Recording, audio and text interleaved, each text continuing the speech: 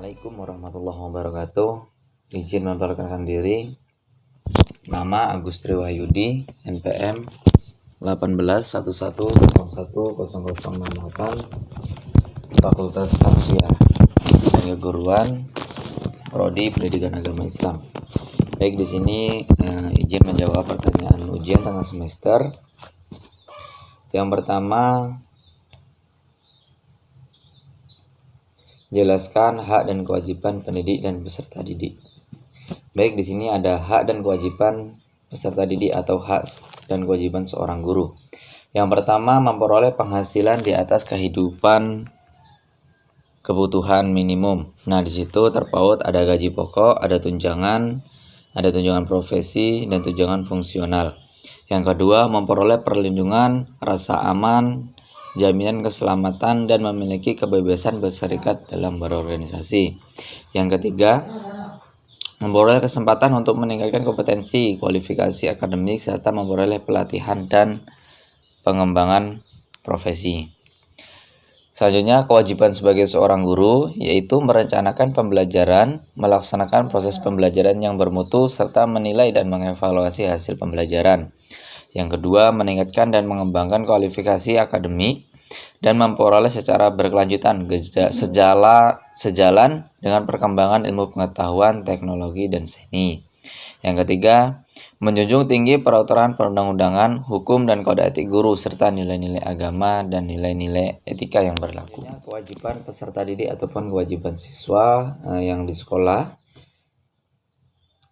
Siswa termasuk sebagai warga sekolah, jadi memiliki kewajiban-kewajiban diantaranya: satu, mengikuti seluruh kegiatan yang ada di sekolah tersebut, baik secara kegiatan internal maupun eksternal. Yang kedua, meninggalkan lingkungan sekolah segera setelah kegiatan yang selesai. Yang ketiga, mewujudkan memelihara ketertiban, keamanan, keindahan dari keadaan sekolah, memberi keterangan mengenai tidak kehadiran. Selanjutnya, belajar dengan giat serta mengikuti semua aktivitas kegiatan sekolah, mematuhi secara seluruh peraturan yang ada di sekolah tersebut tanpa terkecuali.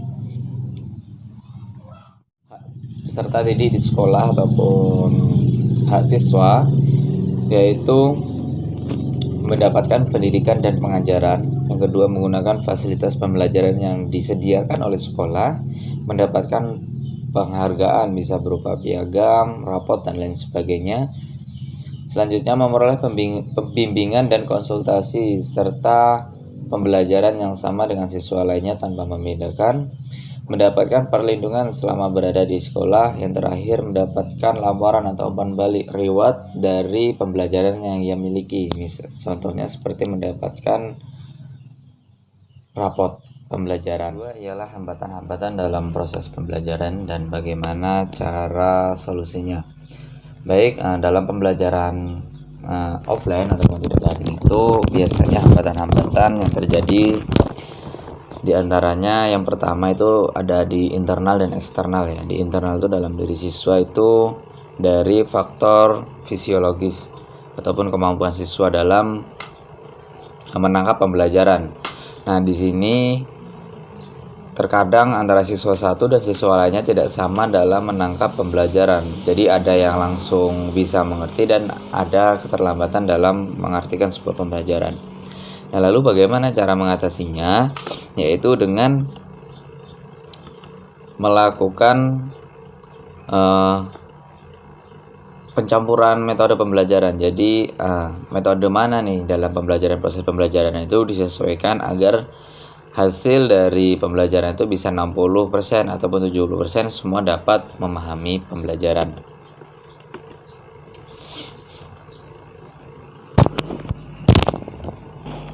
Yang kedua dari internal ini yaitu faktor motivasi. Jadi seseorang siswa itu terkadang kurangnya motivasi dari dirinya sendiri ataupun lingkungan. Jadi kalau motivasi ini bisa dari eksternal ataupun internal, lebih kebanyakan dari internal sendiri. dia kurang memotivasi dirinya bahwasanya dirinya bisa dalam pembelajaran tersebut, sehingga itu menghambat proses pembelajaran. Jadinya dia seharusnya sudah bisa mengerjakan, tapi karena perasaan dalam dirinya tidak bisa, maka pelajaran tersebut tertunda. Selanjutnya, faktor eksternal ataupun faktor dari luar ini meliputi dari 3 komponen, diantaranya faktor dari keluarga, guru, dan lingkungan. Dari keluarga, biasanya faktor keluarga ini hampir 30% mempengaruhi dari proses pembelajaran. Dari keluarga yang tidak harmonis itu dapat menghambat, terkadang siswa malas untuk belajar. Yang kedua, dari faktor sekolah ataupun guru. Di sekolah ini bagaimana output dari siswa tersebut dalam komunikasinya, dalam berinteraksi dengan satu dengan yang lain, itu bisa mempengaruhi dari proses pembelajaran.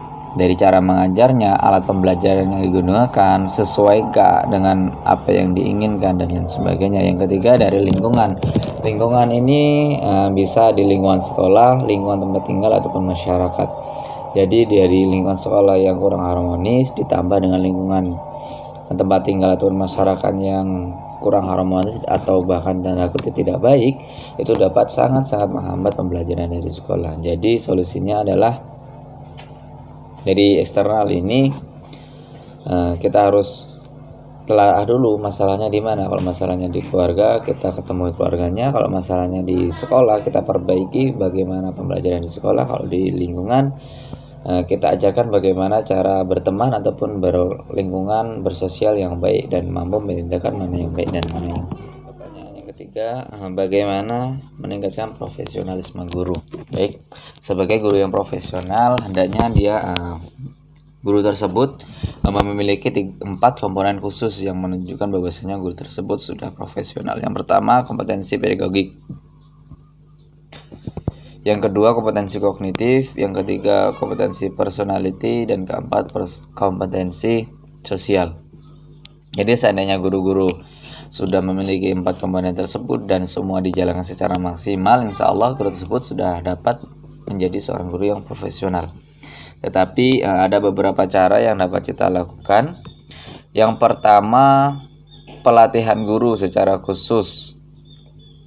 Yang kedua, perlunya mekanisme kontrol penyelenggaraan pelatihan guru untuk memaksimalkan pelaksanaan. Jadi dalam pelatihan ini perlunya kontrol penyelenggaraan yang sesuai agar dalam pelaksanaan tersebut ataupun pelatihan tersebut hasilnya sesuai dengan apa yang diharapkan. Yang ketiga, perlunya desentralisasi pelatihan guru pada tingkat kabupaten ataupun kota. Yang terakhir, perlunya upaya-upaya alternatif yang mampu meningkatkan kesempatan dan kemampuan para guru dalam penguasaan materi pembelajaran. Dalam ini bisa kita sharing kepada teman-teman sesama guru ataupun mengikuti webinar-webinar secara daring. Itu dapat melatih kita bagaimana menjadi guru yang baik dan benar dan menjadi guru yang profesional. Dan selanjutnya bisa dengan peningkatan profesionalisme guru itu dapat dengan dilakukan manajemen guru. Jadi manajemen guru ini dalam lomba tersebut diatur agar guru tersebut ini dapat memanage waktunya dan menjadikan teladan yang baik. Yang kedua, melalui pelatihan. Pelatihan di sini tadi sama dengan pelatihan guru. Yang terakhir yaitu dengan pendidikan lanjut ataupun melanjutkan dari pendidikan selanjutnya. Yang ketiga, pertanyaan yang keempat ini, pertanyaan kedua poin B, bagaimana meningkatkan mutu pendidikan di sekolah? Yang pertama itu efektivitas proses belajar mengajar yang tinggi. Jadi dapat diartikan sekolah harus memiliki PMB, proses belajar mengajar yang tinggi. Di sini dapat dilakukan apabila guru tersebut sesuai dengan prodi ataupun profesinya yang dipegang. Jadi seorang guru juga harus mampu menciptakan pembelajaran yang menyenangkan atau joyful learning, sehingga dalam pembelajaran tersebut peserta didik ini tadi tidak bosan dan tercapai titik ataupun tujuan dari pembelajaran tersebut. Yang kedua, pengelolaannya efektif tenaga pendidikan. Jadi sekolah ini hanya sebuah wadah yang dikelola oleh guru-guru, staf, dan wakada dan lain sebagainya. Jadi apabila dalam tenaga pendidikannya tidak efektif, tidak sesuai dengan PAK-nya, maka pembelajaran tersebut tidak akan berjalan sesuai apa yang diharapkan. Tapi apabila tenaga pendidik disesuaikan dengan PAK yang dimiliki ataupun kemampuan yang dimiliki, maka dalam sekolah wadah tersebut mutu pendidikan akan berangsur membaik. Dalam pendidikan ini, seorang pendidik harus mampu menganalisis kebutuhan, perencanaan, pengembangan, evaluasi kinerja dan hubungan kerja hingga pada tahap imbal jasa. Jadi semuanya itu harus dirinci secara efektif mungkin agar mutu dari pendidikan tersebut terus berkembang menjadi lebih baik dan menjadi lebih baik. Yang ketiga, sekolah memiliki budaya mutu. Dalam artian sekolah tersebut memiliki strata tatanan nilai standarnya. Jadi dalam nilai standar itu sekolah ini harus memiliki secara paten sehingga dalam setiap pembelajarannya harus melebihi nilai standar tersebut agar mutu pendidikan tersebut meningkat. Yang keempat, partisipasi warga sekolah dan masyarakat. Jadi partisipasi ini sangat penting ya dalam peningkatan mutu pendidikan.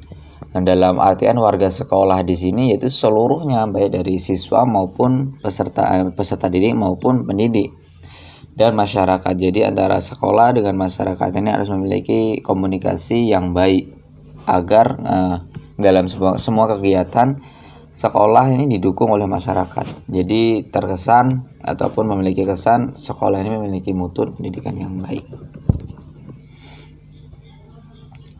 Yang terakhir, sekolah melakukan evaluasi dalam setiap akhir proses pembelajaran. Perlu dilakukan evaluasi ini karena setelah dilakukan evaluasi dapat diketahui di mana letak kekurangan ataupun poin-poin yang masih kurang sehingga harus ditingkatkan dan kelihatan mana poin-poin yang sudah mencapai standar bahkan lebih baik dari tahun-tahun sebelumnya.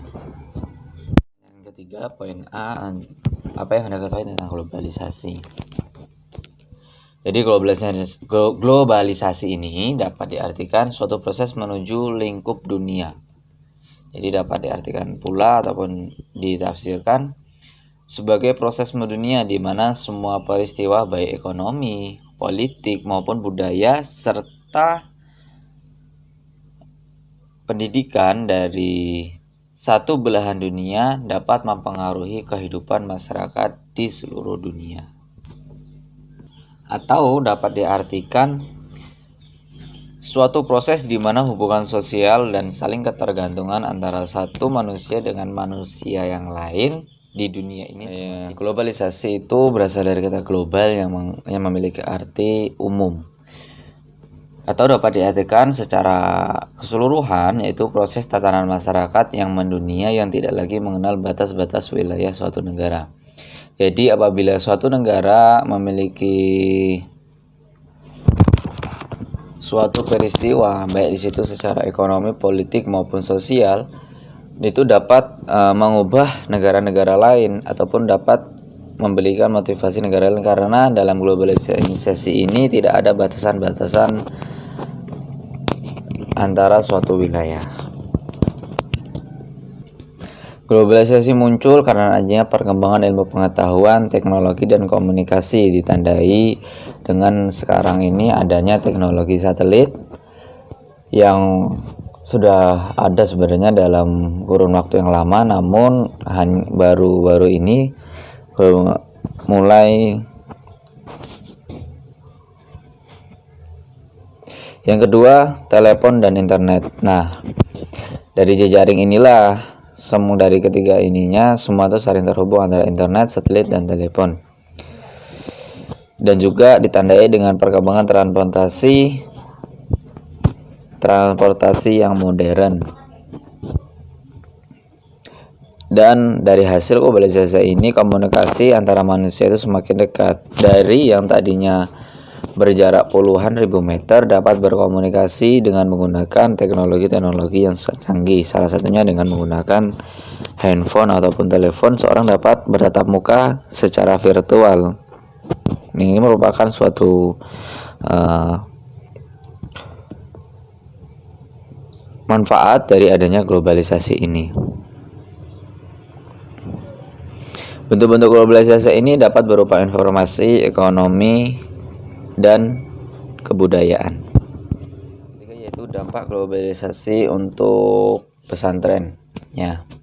Pondok pesantren merupakan sistem pendidikan Islam yang paling ideal untuk memupuk jiwa Islamisme pada umat manusia, ataupun teruntuknya pada umat Islam. Pengaruh pondok pesantren dalam hal ini tentu saja sangatlah besar dan jauh dibandingkan dengan sekolah yang bernuansa Islam ataupun sekolah dengan pendidikan formal dan non-formal. Keidealan pondok pesantren sebagai pendidikan yang mendoktrin jiwa Islamisme ini bisa diketahui melalui indahnya kehidupan pesantren yang penuh perdamaian, budaya para santri mengaji, tawaduk pada ustadz dan kiai, disiplin serta lain sebagainya. Tentunya dalam interaksi santri terhadap santri lainnya pun itu sangat dinamis dan sangat baik. Belum lagi ada ajaran kitab suci dan kitab kuning. Ajaran kitab suci dari kitab-kitab kuning dan doktrin Islamisme terkait akidah dan akhlak untuk santri-santri tersebut sangat kuat. Terlepas itu, dari adanya globalisasi ini tentunya menjadi momok sebuah tantangan yang besar bagi sebuah pondok pesantren, karena dengan adanya globalisasi ini tidak ada batasan baik secara politik, terus ekonomi maupun budaya yang ditetapkan dalam globalisasi ini. Budaya. Jadi akibat dampak negatif dari globalisasi ini, masuknya budaya luar ke Indonesia ini secara tidak dapat didata ataupun tidak dapat diatur. Lalu bagaimana cara pondok pesantren ini melawan ataupun menghadapi globalisasi ini, yaitu dengan meningkatkan sumber daya ataupun SDM di pesantren. Jadi dalam peningkatan ini sudah banyak pondok-pondok pesantren yang mulai pondok pesantren modern yang membahas tentang ilmu-ilmu sains, membahas tentang ilmu komputer, membahas ataupun mempelajari tentang bahasa internasional. Jadi dari peningkatan sumber daya inilah pondok pesantren berupaya melawan dari hal-hal negatif dengan adanya globalisasi ini, dari segi masuknya budaya-budaya luar dan lain sebagainya. Yang kedua, tetap berpegang teguh pada misi dan visi pondok pesantren.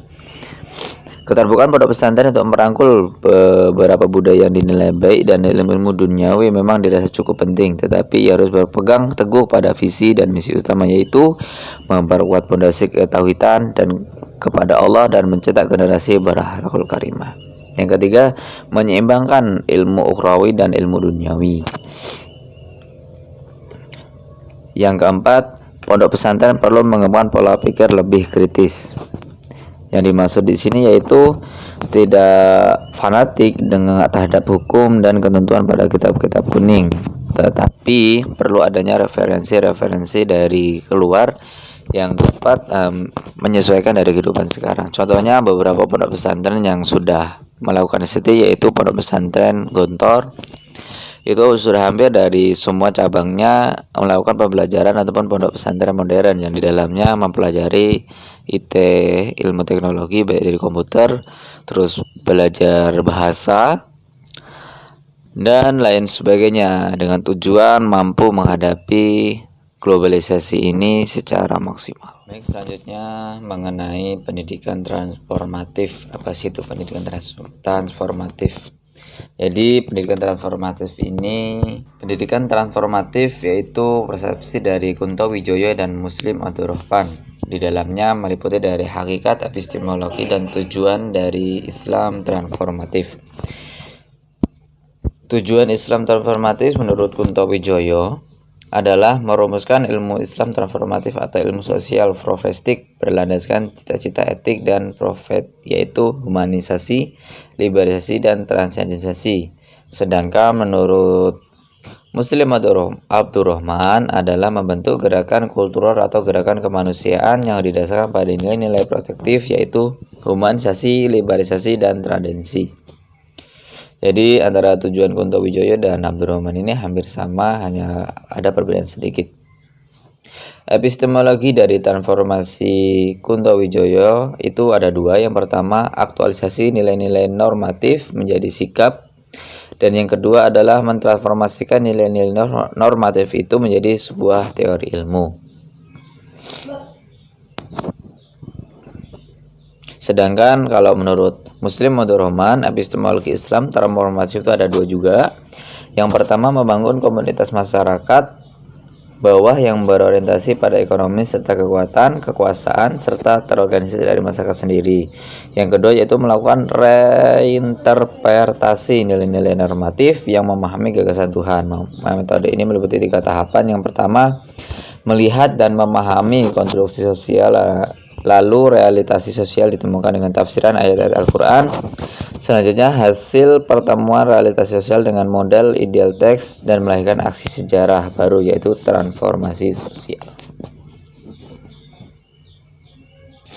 Jadi persamaan antara pemikiran dari Kuntowijoyo dengan Muslim Madur Rahman yaitu yang pertama, latar belakang pemikiran kedua tokoh ini merupakan tokoh transformatif teoritis. Yang kedua, aspek hakikat pemikiran Islam transformatif sama-sama mengarah pada keseimbangan dalam pelaksanaan ibadah dan muamalah. Yang ketiga, visi yang diusung selalu bersandar pada aspek-aspek humanisasi, liberalisasi, dan transendensi. Terakhir, jelas apa yang akan mengetahui mengenai hakikat pendidikan Islam transformatif dan implikasinya. Hakikat pendidikan Islam transformatif adalah ataupun dapat diartikan akumulasi dari proses transfer keilmuan, transfer nilai-nilai luhur, dan transfer metodologi serta informasi.